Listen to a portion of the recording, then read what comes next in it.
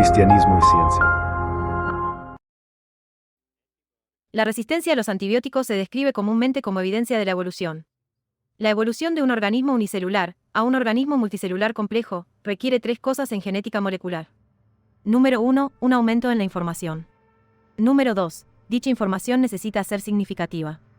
Esto es difícil de definir, pero implica que la información sea más específica y complicada, necesita hacer algo de manera más intencionada y compleja.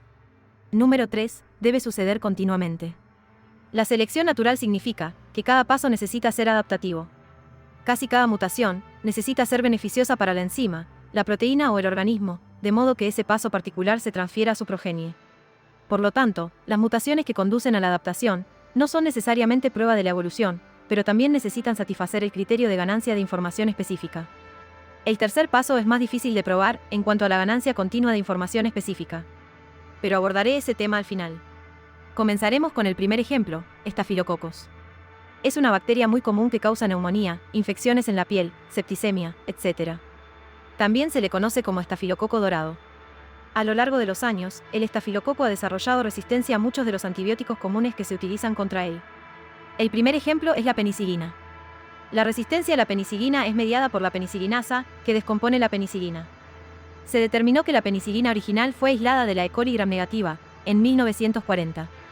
Esto fue antes del uso clínico de la penicilina, y fue transferida al estafilococos, a través de un plásmido. Por lo tanto, no es un producto de un cambio evolutivo gradual para producir información. La información ya estaba allí antes del uso de la penicilina, y fue simplemente transferida de un organismo a otro, durante el periodo de uso de la penicilina.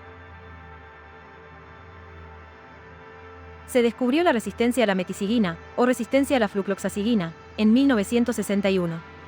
Esto se debe a una mutación en la proteína de unión a la penicilina dentro de la célula. La penicilina necesita unirse a esta proteína en particular, para matar esa bacteria. Desde un punto de vista de la información, esto demuestra una degradación de la información. Quizás te pregunte el por qué. Bueno, la mutación de la proteína de unión a la penicilina perdió la capacidad, y por lo tanto, perdió la información para unirse a la penicilina. Esto demuestra que una pérdida de información puede llevar a un beneficio en ciertas circunstancias. El estafilococo también puede desarrollar resistencia a la vancomicina. Hay más de una modalidad, los ejemplos incluyen visa o intermedia vancomicina. Esto implica un engrosamiento de la pared celular, el mecanismo no está claro en este estadio, pero involucra la vancomicina, de quedarse atrapado en la pared celular. Hasta que se aclare completamente el mecanismo, es difícil comentar sobre este tipo de resistencia desde un punto de vista de la información. La vancomicina y la resistencia al estafilococo, o al VRSA, tienen varios mecanismos. Me concentraré en el gen VAN-A, cuya resistencia se confiere a través de este gen particular. Se ha demostrado que se transfiere, a través de un plásmido desde el organismo, Enterococcus faecalis. Esta no es una información nueva, sino información tomada de otra fuente. La pregunta es, sin embargo, ¿cómo se forma VAN-A en el Enterococcus faecalis?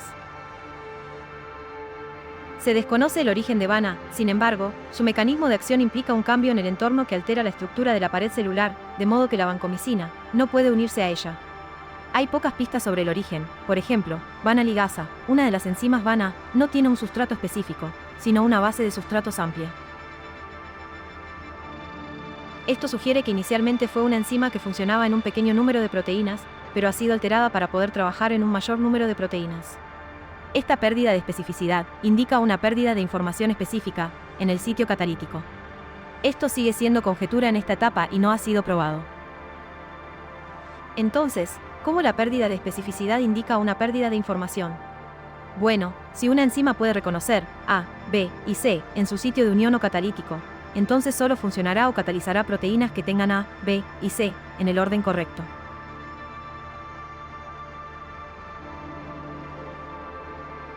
Sin embargo, si la enzima se degrada y pierde la capacidad de reconocer C, solo reconocerá A y B, y por lo tanto, solo catalizará proteínas que tengan A y B. Por lo tanto, esa enzima particular catalizará o trabajará en más proteínas, porque ha perdido información o especificidad para el tipo de proteínas con las que necesita trabajar. Pasando al siguiente ejemplo, el estreptococo.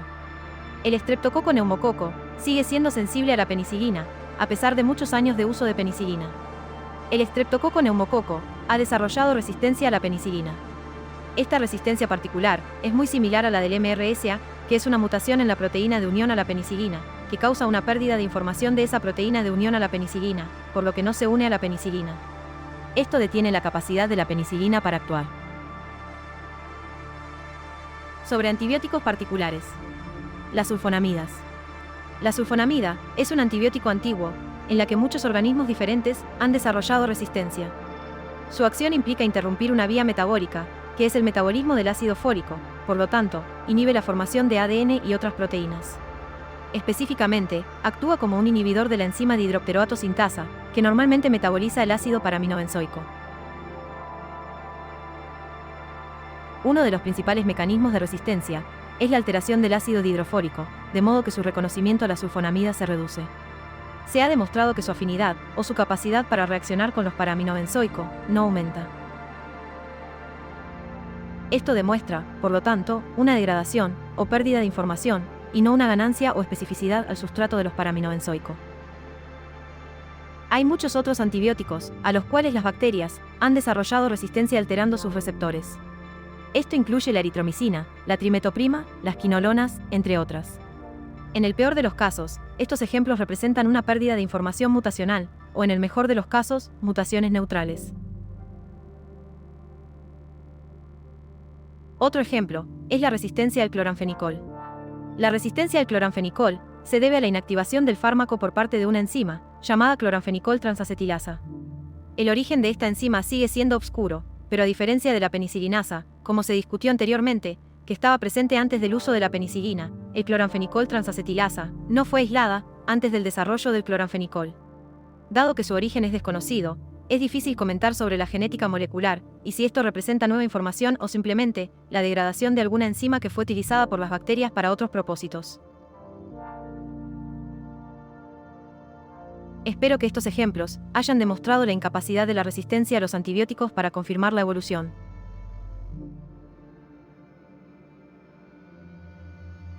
Ninguno de los ejemplos discutidos, cuando se conoce la genética molecular, demuestra un aumento de información. El tercer punto, la ganancia continua de información, es aún más difícil de probar. Un ejemplo del mundo real, se podría utilizar un programa de software, en el que cada línea o incluso cada letra que se escribe en el programa, necesita aumentar la información y ser útil para ese programa, para que ese programa sea mejor.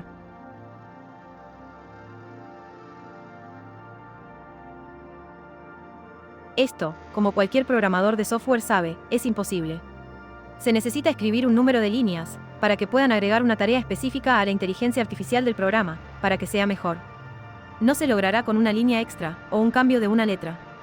Ciertamente, a veces una letra mejorará la ganancia de información específica para ese programa en particular, pero la ganancia continua de información de un cambio a la vez es imposible.